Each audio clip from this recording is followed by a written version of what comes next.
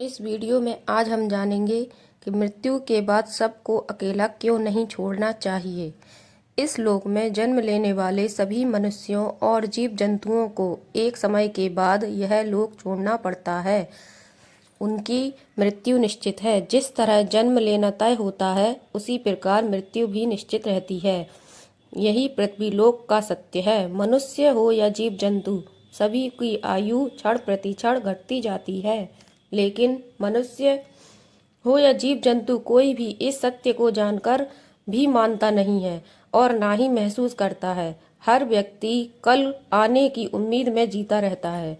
हिंदू धर्म में व्यक्ति की मृत्यु के बाद सबका दाह संस्कार किया जाता है, और यदि व्यक्ति की मृत्यु सूर्यास्त के बाद होती है तो उस व्यक्ति के परिजन रात बीतने का इंतजार करते हैं, क्योंकि रात 12 बजे के बाद दाह संस्कार नहीं किया जाता है और अगले दिन ही सबको जलाया जाता है। ऐसी स्थिति में सबको रात भर घर में रखना ही पड़ता है। तो जानकार लोग सबको अकेला नहीं छोड़ते हैं और सबके पास कोई ना कोई व्यक्ति रात भर रहता है, और सुबह दाह संस्कार होने तक कोई ना कोई व्यक्ति सबके पास रहता ही है। मित्रों, क्या आपको पता है ऐसा क्यों होता है? सबको आखिर अकेला क्यों नहीं छोड़ा जाता है? अगर आपको नहीं पता है तो इस वीडियो को अंत तक अवश्य देखें, और ऐसे ही ज्ञानवर्धक वीडियो देखने के लिए हमारे चैनल भक्ति सागर 2023 को सब्सक्राइब अवश्य करिए, ताकि हमारे ऐसे ही वीडियो आप तक पहुंचते रहें। इस वीडियो में आपको विस्तार से बताएंगे कि ऐसा क्यों होता है। गरुड़ पुराण में इस बात का बहुत विस्तार से वर्णन किया गया है कि मृत्यु के बाद आत्मा का क्या होता है, आत्मा कितने दिन तक इस पृथ्वी पर रहती है, और क्या वह अपने सगे संबंधियों के पास जाती है और उनसे क्या उम्मीद करती है। यह सब भी हम आगे बताएंगे। आज आप सबसे निवेदन है कि चैनल से जुड़े रहें।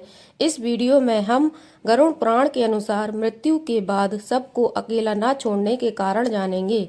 अब हम जानेंगे कि किन परिस्थितियों में सबका दाह संस्कार नहीं करना चाहिए। गरुड़ पुराण के अनुसार इन 3 स्थितियों में सबका दाह संस्कार नहीं किया जाना चाहिए।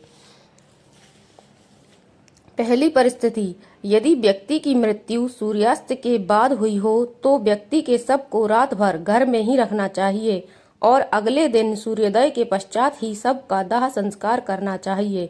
नहीं तो आत्मा को सद्गति प्राप्त नहीं होती है। इसलिए शव को अगले दिन सूर्योदय के बाद ही जलाना चाहिए।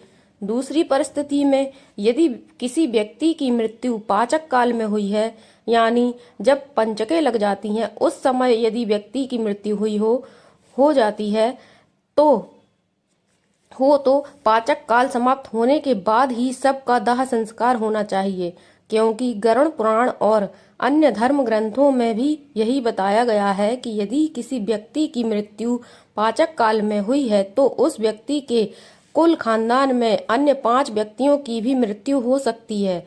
इसलिए धर्मशास्त्र के ज्ञानी लोग इस समस्या के समाधान के रूप में आटा, बेसन और कुश से 5 पुतले बनाते हैं और पाचक काल समाप्त होने के पश्चात सबके साथ ही इन बनाए हुए 5 पुतलों का पूरी विधि विधान से दाह संस्कार कर देते हैं। इससे पाचक दोष समाप्त हो जाता है। पाचक काल में दाह संस्कार होने से आत्मा को मोक्ष की प्राप्ति नहीं हो सकती है। तीसरी स्थिति, इस परिस्थिति में तब सबका अंतिम संस्कार नहीं किया जाना चाहिए जब सबका पुत्र, यानी जिसकी मृत्यु हो चुकी है, उसका पुत्र मुख्याग्नि देने के लिए उपस्थित ना हो और वो यात्रा करके पहुंचने वाला ही हो, क्योंकि पुराणों में बताया गया है कि यदि सबको उसके पुत्र द्वारा मुख्याग्नि दी जाती है तो आत्मा को सद्गति की प्राप्ति होती है। अब आगे वीडियो में जानेंगे कि सबको अकेला क्यों नहीं छोड़ना चाहिए। मृत्यु के बाद आत्मा 13 दिनों तक अपने घर में ही निवास करती है।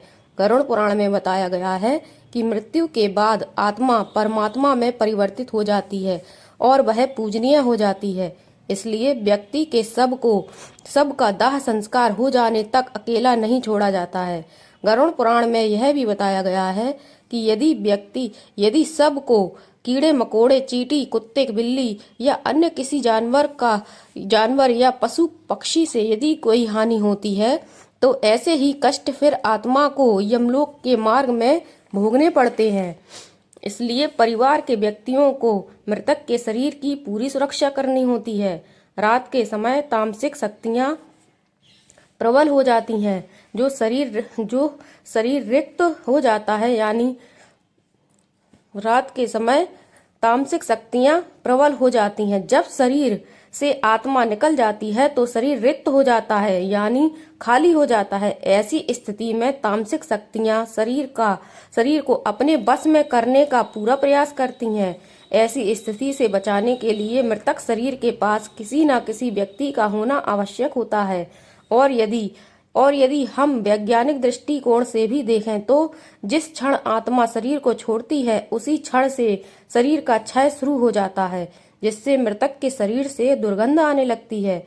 इस दुर्गंध से बचने के लिए मृतक व्यक्ति के पास अगरबत्ती, धूप बत्ती आदि जलाए जाते हैं। ऐसा करने की सभी जिम्मेदारी मृतक के परिवारजनों की होती है। इस बात की भी संभावना बनी रहती है कि तंत्र मंत्र करने वाले व्यक्तियों से भी मृतक के शरीर को नुकसान पहुंचाया जा सकता है, जिससे मृतक की आत्मा भी संकट में पड़ सकती है। इसलिए तांत्रिकों को भी मृतक के शरीर के पास नहीं आने देना चाहिए। मित्रों, गरुड़ पुराण में भगवान विष्णु और पक्षीराज गरुड़ के बीच में हुई बातों को बताया गया है। भगवान विष्णु बताते हैं कि यदि इन बातों का ध्यान नहीं रखा गया और सबका अंतिम संस्कार सूर्यास्त के बाद या रात में ही कर दिया गया तो उस व्यक्ति की आत्मा को असुर योनि या पिशाच योनि में जन्म मिलता है और अनेकों कष्ट भोगने पड़ते हैं। व्यक्ति की मृत्यु और दाह संस्कार का समय कितना महत्वपूर्ण होता है, यह आप इस घटना से समझ सकते हैं। महाभारत काल में भीष्म पितामह ने बाणों की सैया पर लेटे हुए सूर्य के दक्षिणायन दिशा से उत्तरायण दिशा में जाने का इंतजार किया था और उसी के बाद अपना शरीर त्यागा था, क्योंकि उत्तरायण में प्रकृति और चेतना की गति ऊपर होती है और इस काल में मरने वाले व्यक्तियों को सद्गति की प्राप्ति होती है। इसलिए यदि कोई रात को मर जाए तो ऐसी स्थिति में सब को लेकर रात को शमशान नहीं जाते हैं और ना ही सब को अकेला छोड़ते हैं और सुबह होने का इंतजार किया जाता है। मित्रों, तो अब आप जान गए होंगे कि यह कारण है सबको अकेला ना छोड़ने का। वीडियो को पूरा देखने के लिए धन्यवाद। मित्रों, ऐसे ज्ञानवर्धक वीडियो देखने के लिए हमारे चैनल को सब्सक्राइब अवश्य करें और वीडियो को लाइक शेयर करें। धन्यवाद।